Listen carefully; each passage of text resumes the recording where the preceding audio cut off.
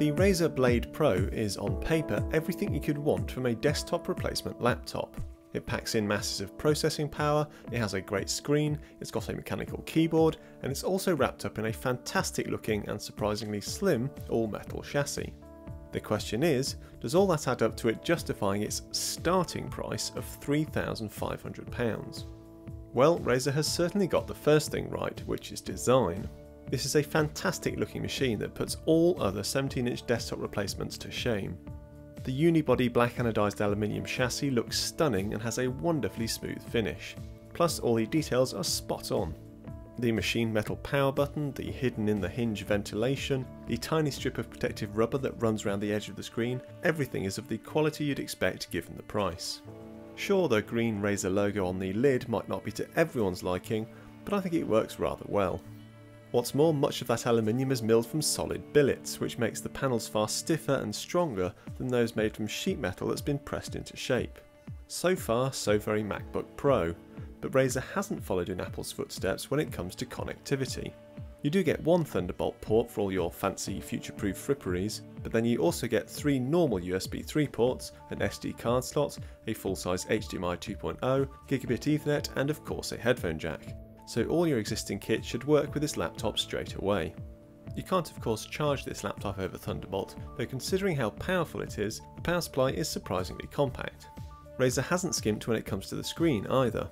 The 17.3-inch IPS display has a 4K resolution, allowing for incredible high-resolution gaming, as well as more practical uses such as being able to see all the detail when you're viewing or editing pictures and video. As ever, this will require to use Windows resolution scaling settings to actually make the desktop usable most of the time, and as ever, it mostly works, but Windows can trip up every now and then and make some apps look decidedly wrong. But that's just the price of 4K on a screen this size. Otherwise, the screen is utterly class-leading in terms of quality. It can reach a searing 410 nits maximum brightness, yet can still produce inky blacks at the same time, resulting in an impressive contrast ratio of 1260:1. The colour temperature is also as good as most people will need it to be, so there's no need to adjust the colour balance to get things looking right.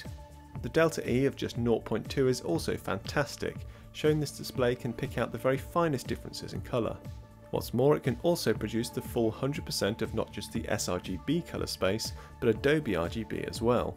That means it can truly claim to be a professional quality display. Oh, and also, the display has G-Sync and it's a touchscreen. Take that, MacBook Pro. As for powering the games you'll want to run on this screen, Razer has thrown everything into this machine. Okay, so the Intel 6700HQ is actually a relatively old chip now. There are laptops from 2015 that use it, but it's still very fast with good power consumption. Plus, it's ably assisted by 32GB of RAM and a choice of either a 512GB, 1TB or 2TB SSD that's of the fast PCIe NVMe variety and configured in RAID 0. Then being in RAID 0 is kind of pointless considering how fast SSDs are these days, and it has its downsides, but I'll let it slide. Then of course there's the star of the show, the Nvidia GTX 1080 graphics card that's crammed into the back of this machine. The whole combination makes absolute mincemeat of whatever you throw at it. At the display's native 4K resolution, it'll just about run the likes of Deus Ex Mankind Divided, Fallout 4 and The Witcher 3 at 30fps even on the highest detail settings. Drop the resolution or detail settings a touch and it'll motor along at well above 60fps. There's some contention about whether it fully achieves peak GTX 1080 performance, but honestly, that last few percent of performance is the least of my concerns about the overall value of this laptop. Meanwhile, for any non-gaming tasks, well, it powers through those too. All this it does while remaining not too lap-burningly hot, though it certainly doesn't remain quiet. In normal use it's near silent, but when gaming it's straight up loud. Pro tip, get a ventilating laptop stand or raise the back a touch to greatly aid airflow and slightly reduce noise. So, clearly this is a monster of a machine, but not all is well. Another standout feature of this laptop should be its keyboard that uses a unique low-profile mechanical switch. The switches make all the right clicky noises and initially feel markedly more crisp and responsive than a normal laptop keyboard, but in use the whole thing doesn't quite feel right. There's a slight inconsistency to the click, and I know this is going to sound odd, but it's almost too easy to press them.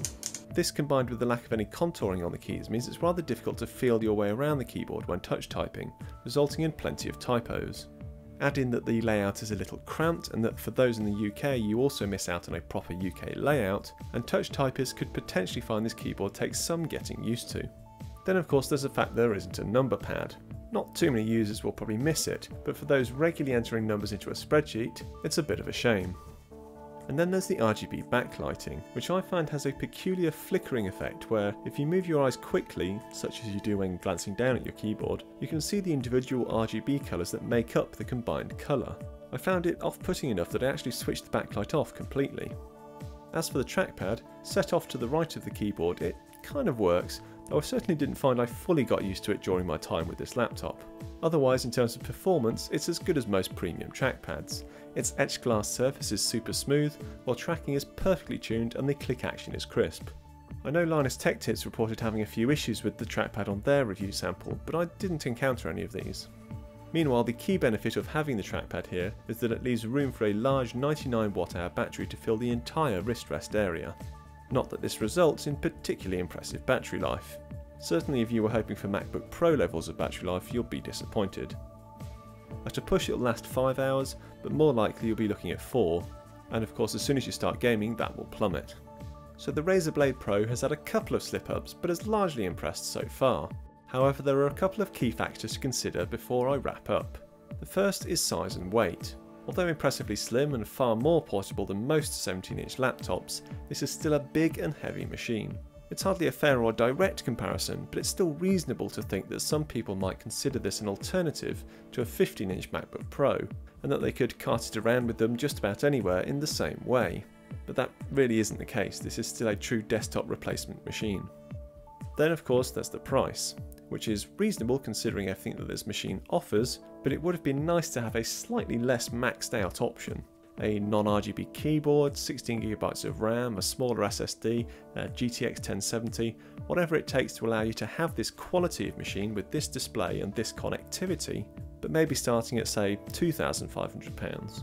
Meanwhile, for just pure desktop replacement performance without really considering looks or portability, there are several alternatives out there that offer a lot more for the same money.